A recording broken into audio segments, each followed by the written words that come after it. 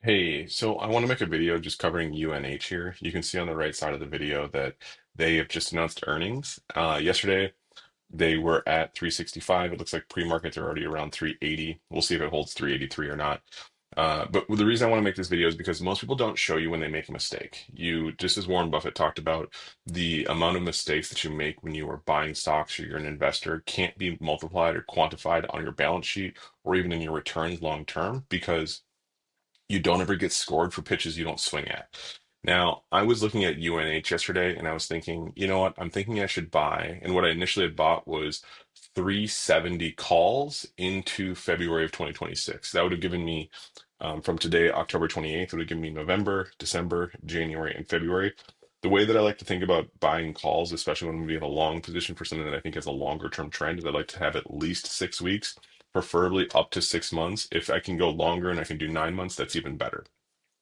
So what I'm going to show you here is what I was looking at yesterday, because this data is going to be only through the 27th. Obviously, today's the 28th. You can see the close was 365.98, just like we saw yesterday.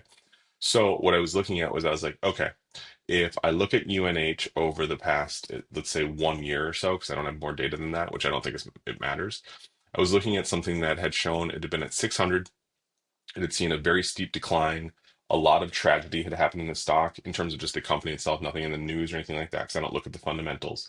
But I'd noticed that we had been essentially on a bull market heater ever since it flipped bullish here in the middle of August on the 18th when it was 308.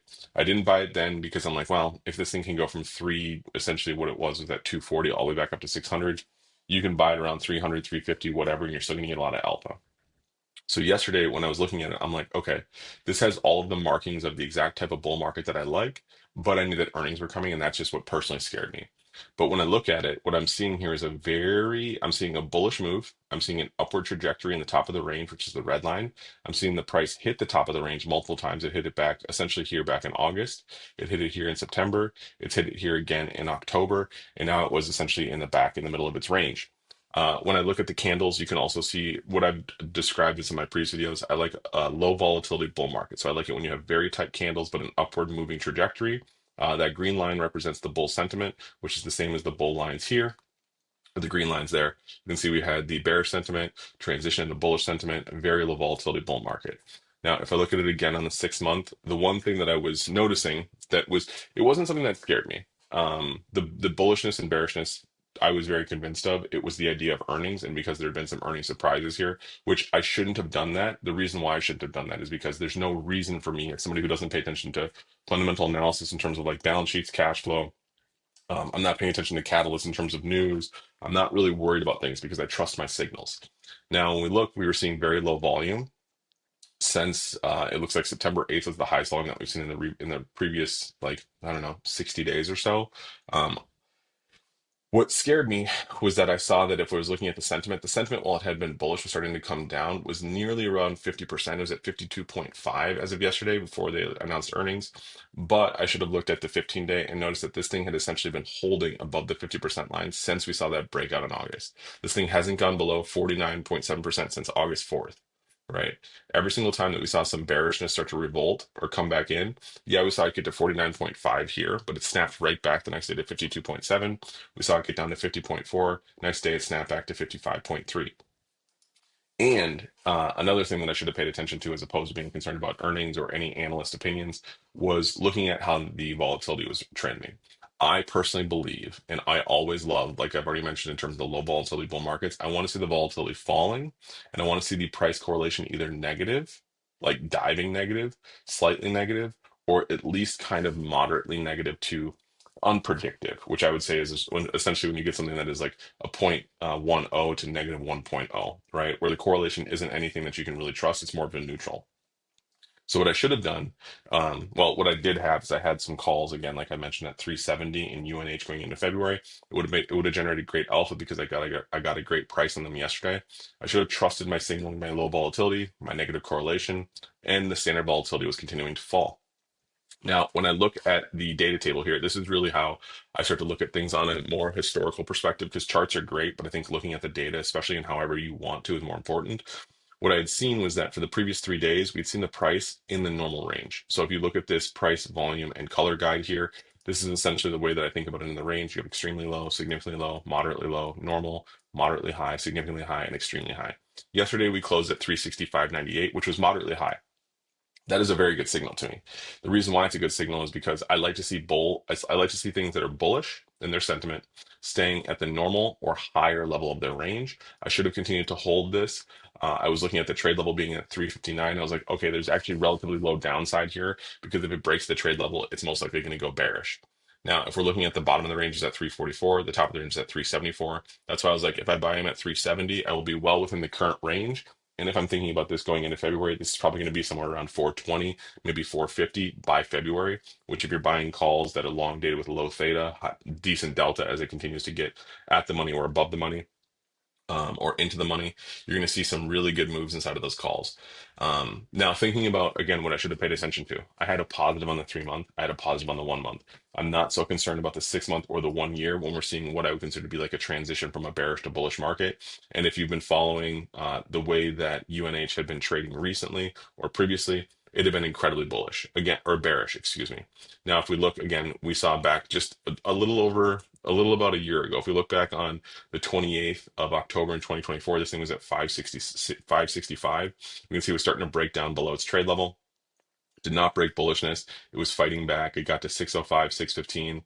And then it started to continue to be bullish. We weren't seeing much price appreciation. And then, boom, on December 5th, we see that it breaks below its trade level. We see it has a massive down day the next day where it was down 5.3%.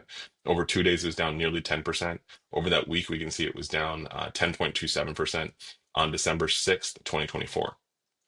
Now, the reason why I pay attention to these things is because that is a true catalyst. You see something have a massive down day, you see it break below its trade level, it flashes bearish, and then essentially it went bearish from there. It went from 533. And when it's bearish, what I'd be looking for is anything in the normal range to the moderately low to significantly low to extremely low. So if you look, you can see this got significantly low, moderately low. It went back to its normal range, maintained its bearishness, was below its trade level, had lower lows in its bottom of its range, continued to be bearish for a very long time.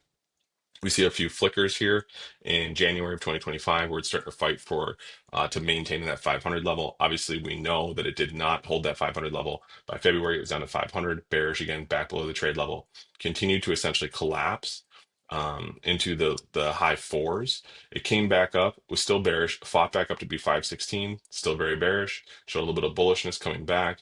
It tried to completely like rekindle its bullishness, but nothing was coming. This move in April, I would have been tricked by because I would have thought, okay, it's bullish, it's moderately high above the range. But then the next day, this thing was down 22.38%. And the reason why I was concerned about today was because I'd seen this day. When you see something that can be down 22% in a day, you're like, ooh, I don't know what that is going to necessarily mean. But if I start to really look and trust my signals, regardless of any analyst opinions, regardless of any fundamentals, regardless of any analysis of the stock or catalyst or news or anything like that, this thing yesterday was moderately high. It was showing decent volume. It was bullish. The trade level was right there. We had a higher low on the bottom of the range, and we were looking at upside up to 374. Obviously, today, if this holds again above 380, we're well above the top of the sell range. This should be a great day in UNH. I'm not sure what their earnings are. You can see if they've got their earnings call going live right now. But this is where I made my own mistake. Now, this isn't a really big deal because obviously, again, you don't get judged on the pitches you don't take unless you make a video about it. But I wanted to highlight this because I realized that having traded markets now for, oh my God, probably 25 years, you just realize that your own personal emotions are the one thing that will shake you out of positions or get you to buy into positions or sell out of positions or do something that is unusual to your own or your own trade style. That's why I made the trade ranges tool for myself so that I could start to look and see what should I be expecting. Now, one of the things that I like to do, and I'm going to cover kind of how I use this on a daily basis, what I'll do is I have this macro analysis here. This macro analysis is actually just going to be a series of different tickers that I think are the most important to pay attention to in the US market because I'm US based. You probably can tell by my accent or lack thereof if you don't notice anything. I'm paying attention to what essentially are the major index ETFs. I like to see where are things, right? I like to pay attention to what I believe is happening in the overall market. And what I'll do is I'll go and look for something that's bullish. And then I'll look for something that is bullish in its green level. So we're going to ignore these because these are the VIX. But you can see we've got bullishness in bonds, which have green, which means that those would probably be a potential buy. We've got bullishness in oil. While I would think that oil potentially, even though it's bullish and it's showing in the normal range, if I look over here, it's still trending on a 3 month level on a negative rate. at down 5.6%. Same with oil K, which is just a general commodity if you're holding the oil itself. Now, if you start to look at certain things that might be a buy for me right now, you're looking at something like gold, right? Because it's bullish, it's in its normal range. It's up 18.73% of the past 3 months, and it's down nearly 10% over the past 5 days. Now, I'm not saying that gold is necessarily going to be fantastic from here, but just thinking about the way that my signals trade, I would be looking at something, and you can see gold continues to break down from here. It's down nearly 1.78%. But what I'm showing you essentially on gold is why I got scared. Now, while I was just saying that gold is something that I'd be paying attention to, the bottom of the range is at 340. It's still relatively bullish. We'll see what it looks like today. But that's why I got scared out of UNH. But I use this tool, the macro tool, when I'm just looking across the broad market. I like to look at the biggest stocks. Like you can see Apple's extremely significantly high, Amazon, CRM, NVDA, Meta, Google, Microsoft, Tesla, UNH, everything across the board in the largest market cap stocks in the US are essentially at the moderately high or significantly high. Most of them are bullish. Some of them are bearish, but you can see even on the 3 month here, every single one of these is up at least 1 point, except for Meta is up 11 basis points.